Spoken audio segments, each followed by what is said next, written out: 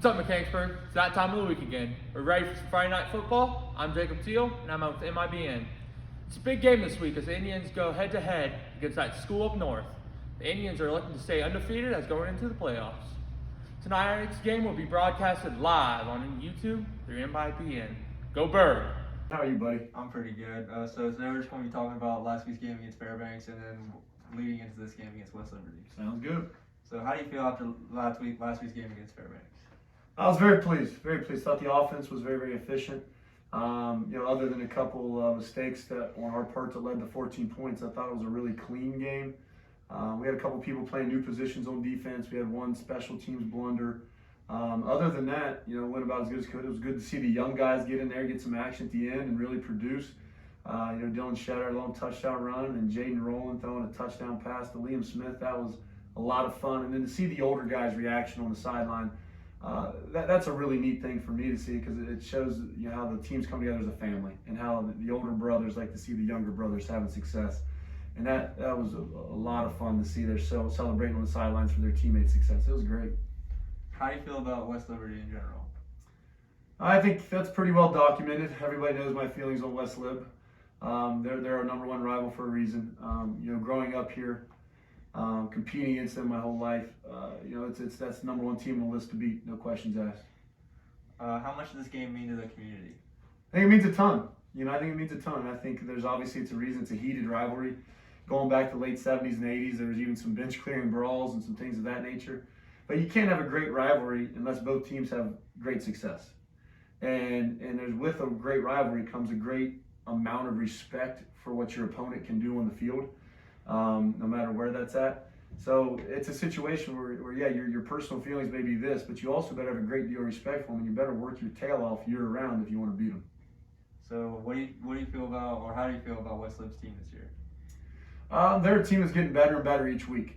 They had to replace a gigantic senior class, one of their best senior quarterbacks, maybe their best quarterback in school history, and the Woodruff kid. They also graduated a bunch of big, physical, good football players in that senior class. Graduated about 15 seniors, really, really good group of kids.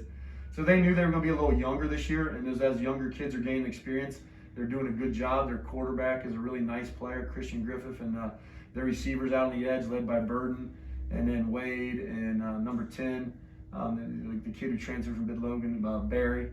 Those guys are good players, and if you give them time and you sit back and then let them attack you, they're going to make plays. Do you think the score against West Liberty will be different this year? It better be. It better be. What makes this rivalry so special? I think it's the communities and the intensity. The intensity, and there's some hatred in there too that adds to the intensity. And both communities kind of look at each other as the opposites. In the walks of life, there's a lot of similarities, but when you get down to it, the way we go about, the way we represent ourselves, I think there's a lot of opposites there too. So I think when you get us together, they would love to beat us, and we love to beat them, and that's what makes it a great rivalry. And over the years, it's been that, and I think it's going to be for a long time. Do you think this rivalry against West Lib transfers to other sports too? No, without question. Without question. That's one of the make sure when I get out to see other sporting events, I've got a couple young kids at home, and I live a little further away than I'd like to. But whenever I'm going to be able to get to another sporting event, I try to make sure it's against West Liberty. It's the team up north. It's that team, and we want to make sure that we beat them in everything we do. And I know they feel that way about us too. So you better be preparing year round, no matter if you're a football player, a volleyball player, a golfer, a cross-country runner, a basketball player, a wrestler, a baseball. So it doesn't matter. You name the sport, and you better be at your top of your game when you get to West Lib. So personally, what was your biggest game against West Lib? Personally, while you're looking at it, some of these pictures right here, 2013 regional finals, a trip to the Final Four. We were down 21-6 late in the game. We'd already beaten them previously that year for the first time in a long time. And that was a really, really big win up at West Liberty. That's probably number 2. So probably my 2 biggest wins are in the same year of 2013. But this one, we came from behind. It was 21-6 late in the game. Caleb Romero was a freshman, and Brandon Perk was a senior, and that combination hooked up about 15 million times to bring us back. We had to go for 2 to tie it up in regulation, then we won it in double overtime. I remember Jim Gano and the boys making a huge 4th and goal stop, and then we got the ball back and went and punched it in to win the game after it looked really bleak. So in the last 6 minutes of the game in double overtime, we really turned it on and made a huge comeback and win for our first Final Four appearance in school history. And who better to beat than West Liberty to make that happen? So looking back over the years, which games against Westlake hold the most importance to you and this community? Oh man, me and the community. It's hard to speak for others and it's hard to speak for the community. I think obviously that one with everything on the line has to be up there. I mean, for anything to be bigger than that, I'm not sure. Me personally, obviously my senior year in 1999, we beat them. So as a senior, you always want to make sure you go out beating the team up north. And then the 2013 game was a lot of fun. But anytime you beat West Liberty, it's huge for this community, and it means a lot. So those are some of the ones that I can highlight personally. But there's been a ton of big wins over West Liberty throughout. And if you ask the other people in the community, they're all going to have their personal favorites. And any win against them, I can't argue. So what is your pregame ritual? My pregame ritual, if it's a home game, I come up here in my coach's office and I take a nap on the floor. I throw a blanket out and just sleep on the floor for an hour and a half or so. Then I go for a walk on the field, and then I get the kids ready to go. If it's an away game, I try to take a little shorter nap in there in the office, and then we get on the bus. Some things I always use a football belt as my belt, and I have a couple things I keep in my pocket. There's a rock my daughter painted for me, and a note that my mom was written me that I got laminated. And then I have a coin that Coach LaFault, my basketball coach, gave me. And it's not so much superstition stuff. It's things that are in my past and in this program's past that have gotten us to where we're at. Everybody's probably seen my hat too. I'm wearing a hat that's about 18 years old. Super dirty. You can't even see the old English M on it. It's a JV baseball hat from back in 2003 or 4 when I coached that. And I've worn it ever since. And there's a lot of blood, sweat, and tears in those things. It's not the superstition of it. It's everything that goes into those things, what those things represent, that has gotten us to that point. And it's part of who we are. It's part of who I am. And I want to make sure those things are with me.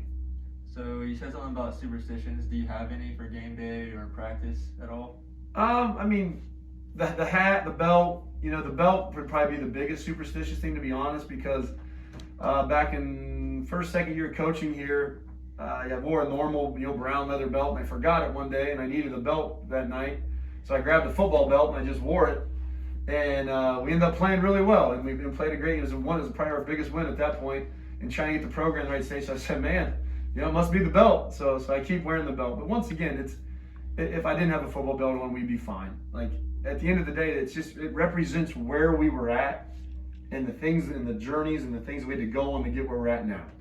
So those are the things that it's more of representing who we are and where we came from, instead of a luck or a superstitious thing.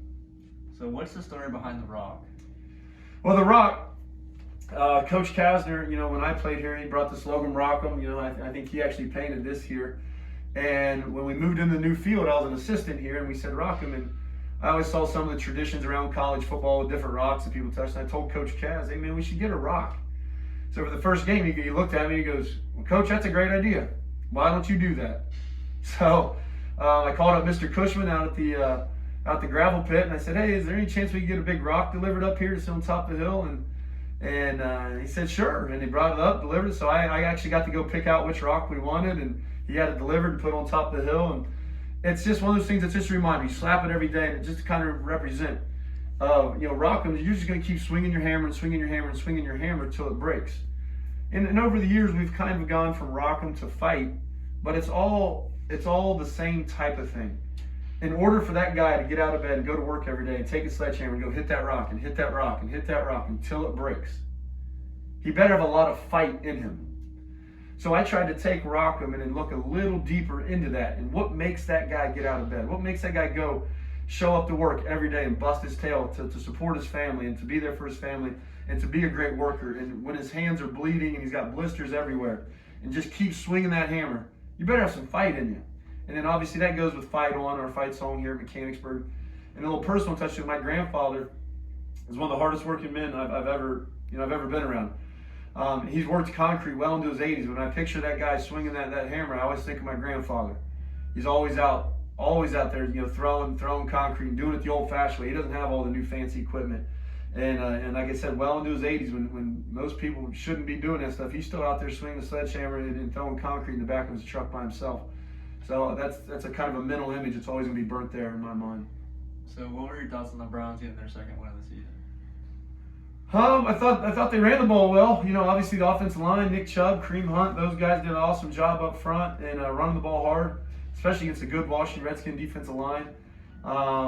Defense churned the ball over, created some turns. Myles Garrett made some big plays they needed, but still a little shaky on the defense side of the ball. But hopefully a lot of those guys are hurt, you know, get healthy and come back and help them out there. Pass defense need to get shored up in a big way because the Cowboys are coming and Dak Prescott's throwing for like a gajillion yards every game. So hopefully they're a little better this week.